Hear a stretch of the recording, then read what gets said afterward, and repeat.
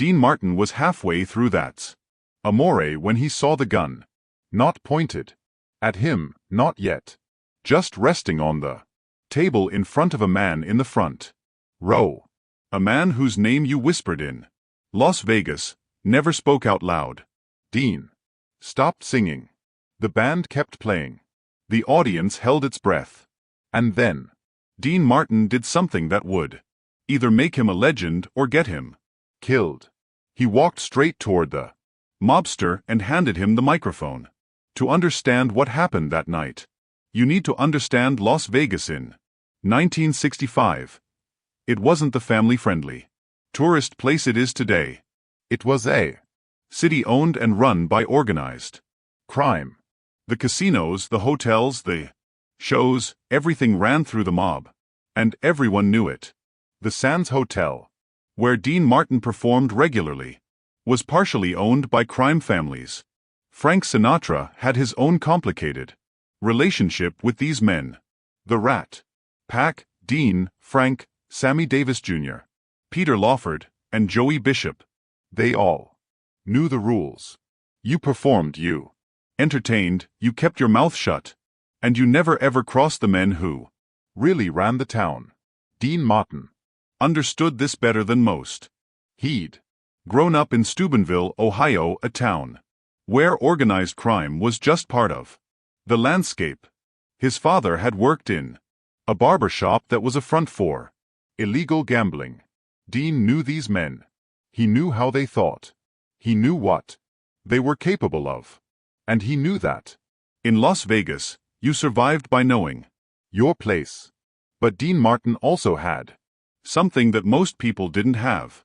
He had a complete lack of fear when it came to performing. On stage, Dean was untouchable. Not because he was full of himself, but because he genuinely didn't care about impressing anyone. He was there to sing, tell jokes, and have a good time. If you didn't like it, that was your problem. This attitude had served him well throughout his career. But on June 18, 1965, it would be tested in a way that nobody could have predicted. The trouble started 3 days earlier. Dean was in his dressing room at the Sands preparing for his evening show when there was a knock at the door. His assistant, a young man named Jackie Romano, opened it. Standing in the hallway was a man in an expensive suit. Jackie recognized him immediately, and his face went pale. "Mr. Martin," the man said, not waiting for an invitation. "Mr. Anteneelli would like to speak with you after your show tonight in private." Dean looked up from the magazine he was reading. "Tell Mr. Anteneelli I'm pretty tired after shows these days. Maybe another time." The man's expression didn't change. "Mr. Anteneelli insists." Dean put down his magazine and stood up. He walked over to the door and looked the man directly in the eyes. "Tell Mr. Anteneelli that Dean Martin doesn't take meetings with people who send messengers. If he wants to talk to me, he can come to my dressing room himself and ask nicely." The man stared at Dean for a long moment. Then he nodded slowly. "I'll deliver your message." After he left, Jackie was shaking. "Dean, do you know who that was?" "That was Vincent Anteneelli's guy." "Vincent Anteneelli? You can't just blow him off like that." Dean shrugged and went back to his magazine. "I can and I did. I don't work for the mob, Jackie. I work for the Sands. And last I checked, I'm the one selling out shows here, not Vincent Anteneelli." He tried to explain. Vincent Anteneelli wasn't just connected to organized crime. He was one of the most feared enforcers in the Nevada crime family. He had a reputation for violence that even other mobsters found too much. He'd been linked to at least a dozen murders, though nothing was ever proven. When Vincent Anteneelli wanted to meet with you, you met with him. Period. But Dean wasn't interested. He'd dealt with tough guys his whole life. He'd grown up around them, and he Learned a long time ago that if you showed fear, you were finished. So he didn't show fear. He just went about his business. The next night, June 16th, Dean performed his usual show. Afterwards, the same messenger appeared. At his dressing room. Mr. Anteneelli is waiting downstairs. He'd like to speak with you now. Dean was taking off his bow tie. Tell Mr. Anteneelli I already left for the night. But Mr. Martin, you're right here. Am I? Dean said with a smile. Could have sworn I left 10 minutes ago. The messenger's jaw got tight. Mr. Martin, I don't think you understand. No, pal. I understand perfectly, Dean interrupted. I understand that I just worked my butt off for 2 hours entertaining people. I understand that I'm tired, and I understand that I'm going to my room to have a drink and go to sleep. Now you can stand there and argue with me, or you can deliver my message to your boss. Your choice. The messenger left without another word. Jackie was beside himself. Dean, you're gonna get yourself killed. You have to talk to Frank.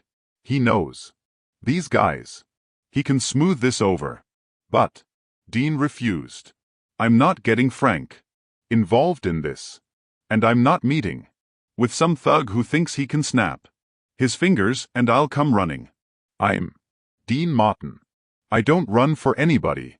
On June 17th, the day before the incident, word started spreading around the sands that Vincent Anteneelli was angry. Very angry. Casino staff who worked with the mob quietly warned Dean's people that he needed to make peace with Anteneelli. But Dean still refused to meet with him. That evening, Dean's manager, a man named Herman Citron, came to his dressing room. Dean, I'm begging you. Just take the meeting. 5 minutes, that's all. What does he want? Dean asked. Herman hesitated. I'm not sure, but I heard it has something to do with his girlfriend. She's a dancer at the Tropicana. Apparently, she's been talking about leaving Vegas and going to Hollywood. Vincent thinks you've been encouraging her. Dean laughed. I've never even met the girl.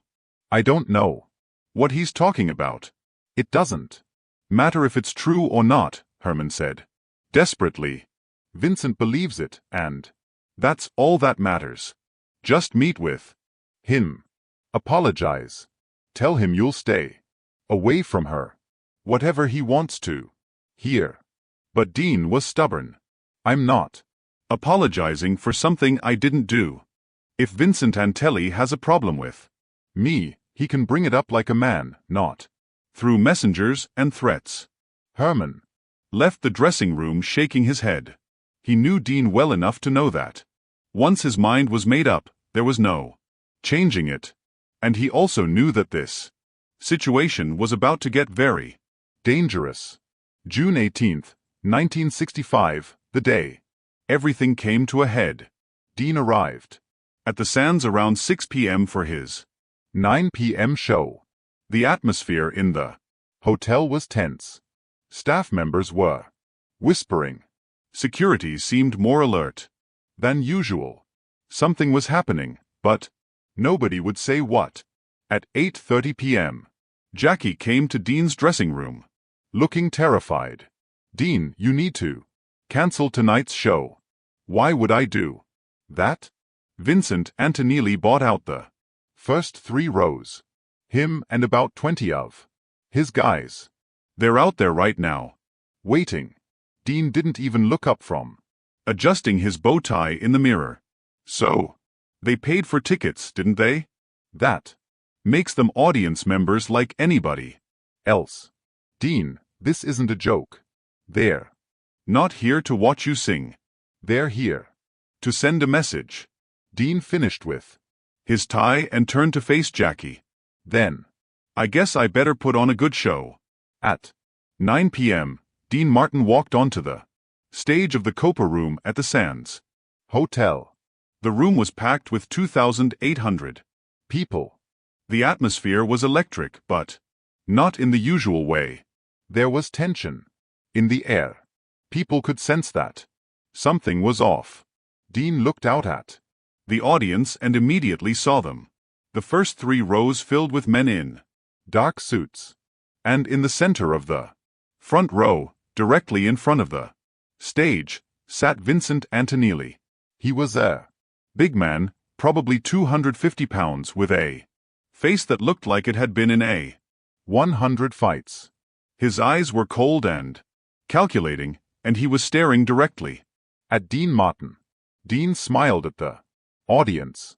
"Good evening, ladies and gentlemen. Welcome to the Sands. We've got a great show for you tonight.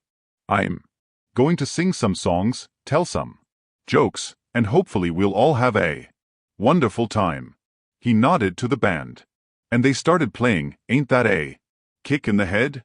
Dean sang, moving around the stage with his usual casual grace, but his eyes kept drifting back to Vincent Anteneelli. The mobster wasn't clapping, wasn't smiling, just sitting there staring. Dean finished the first song, and the audience clapped enthusiastically, except for the first 3 rows. They sat in silence. Thank you, Dean said into the microphone. "You're too kind. Although I noticed some of you in the front rows there seem a little quiet. Don't worry. I won't take it personally. I know it's hard to clap when your hands are busy." A few people in the audience laughed nervously. The men in the front rows didn't react. Vincent Anteneelli's expression didn't change. Dean moved into his next song, "Memories Are Made Of This." About halfway through, Vincent Anteneelli reached into his jacket. Dean saw the movement and his voice stumbled for just a second. But Anteneelli wasn't pulling out a gun. He was pulling out a cigarette. He lit it slowly, deliberately, never taking his eyes off Dean. Then Anteelli did something that made the entire room uncomfortable. He made a gesture, a simple gesture, but one that was unmistakable. He drew his finger slowly across his throat. Dean saw it. The band saw it. People in the nearby tables saw it. A murmur went through the crowd. Dean stopped singing. The band continued for a few more bars before trailing off into silence. Dean stood at center stage looking directly at Vincent Anteneelli. The room was completely silent. 2,800 people holding their breath. And then Dean did something that nobody expected. He smiled. "Folks, we're going to take a little break from the planned program. Here. See, there's a gentleman in the front row who seems to have something he wants to express. And you know me, I'm all about giving people a chance to express themselves." He started walking toward the front of the stage. The audience tensed. Vincent Anteneelli sat perfectly still, but his eyes narrowed. Dean reached the edge of the stage and looked down at the mobster. "Sir, I notice you've been sitting there making gestures at me all night. Now I'm not sure if you're trying to tell me something or if you're just practicing your sign language, but either way it's a little distracting." The room was dead. Silent. Nobody moved. Nobody breathed. Dean continued, "So, here's what I'm thinking. If you've got something to say, why don't you come up here and say it?" In fact, Dean knelt down at the edge of the stage and extended the microphone toward Vincent Anteneelli. "Why don't you come up here and sing? You seem like you might have a nice voice. What do you say?" Vincent Anteneelli stared at Dean for a long moment. His face was expressionless, but everyone who knew him knew that this was the most dangerous moment. This was when Vincent Anteneelli decided whether to kill you or not. The silence stretched on for what felt like forever. The entire room waited to see what would happen. And then something incredible occurred. Vincent Anteneelli started to laugh. It wasn't a friendly laugh. It was a cold, calculating laugh. But it was a laugh. He looked at Dean Martin, kneeling there, with the microphone, fearless and slightly amused, and he laughed. "You got balls, Martin," Anteneelli said, his voice carrying through the silent room. "I'll give you that." Dean smiled. "Is that a yes on the singing? Because I should warn you, the acoustics up here are pretty good. Your voice better be ready." Anteneelli shook his head, still smiling, that cold smile. "Nah, you keep singing, Dean. That's what you're good at." Dean stood back up. "You sure? The offer stands. Anytime you want to come up here and take over, you just let me know." "I'm sure," Anteneelli said. Then he added almost as an afterthought, "Keep doing your thing, Dean. You're all right." Dean nodded and walked back to center stage. He picked up the microphone stand and said to the audience, "Well, folks, looks like I'm going to have to finish this show myself, after all. But before we continue, let's have a round of applause for my friend in the front row. He's a tough critic, but a fair one." The audience, still not entirely sure what was happening, clapped nervously. Vincent Anteneelli raised his glass in a mock toast. Dean launched back into his performance. For the next hour, he sang and joked as if nothing had happened. Vincent Anteneelli and his men stayed for the entire show, and when it was over they stood and clapped along with everyone else. After the show, Dean was in his dressing room when there was a knock at the door. Jackie opened it and Vincent Anteneelli was standing there, alone this time. "Can I come in?" Anteelli asked. Dean nodded. "Sure. You want a drink?" Anteelli walked in and closed the door behind him. "Yeah. Scotch if you got it." Dean poured 2 glasses and handed one to the mobster. They stood there for a moment, not saying anything. Finally, Anteneelli spoke. "You know why I wanted to meet with you? Something about a dancer? I heard." Anteelli nodded. "My girl, she's been talking about leaving Vegas, going to Hollywood to be an actress. I thought maybe you were putting ideas in her head." "I don't even know who your girl is," Dean said. "I know that now," Anteneelli said. "Turns out she was talking about some other guy, some casting agent. I already took care of it." Dean didn't ask what took care of it meant. He didn't want to know. Anteneelli took a sip of his scotch. "The thing is, I sent my guy to talk to you 3 times. You blew him off every time. Made me look bad in front of my people. I can't have that. So, you came to my show. To do what? Scare me?" Anteneelli smiled. "Something like that. But you didn't scare, did you?" "I don't scare easy," Dean said. "No, you don't." Anteelli finished his drink and set the glass down. "Here's the thing, Martin. I respect what you did tonight. Most guys would have peed themselves if I did that throat-cutting thing. But you walked right up to me and handed me a microphone. That takes guts. Or stupidity," Dean said with a slight smile. "Maybe both." Anteelli extended his hand. "We're good, Dean. You and me. You didn't do nothing wrong, and I respect the guy who stands his ground." Dean shook his hand. "Appreciate it, Vincent." Anteelli headed for the door, then stopped and turned back. "But Dean, next time I send someone to talk to you, maybe don't make them come 3 times. Deal. Deal." And just like that, it was over. Vincent Anteneelli left, and Dean Martin had survived what could have been the most dangerous night of his life. But the story didn't end there. What happened that night at the Sand spread through Las Vegas like wildfire. By the next morning, everyone in the entertainment business knew about it. Dean Martin had stood up to Vincent Anteneelli, and not only had he survived, he'd earned the mobster's respect.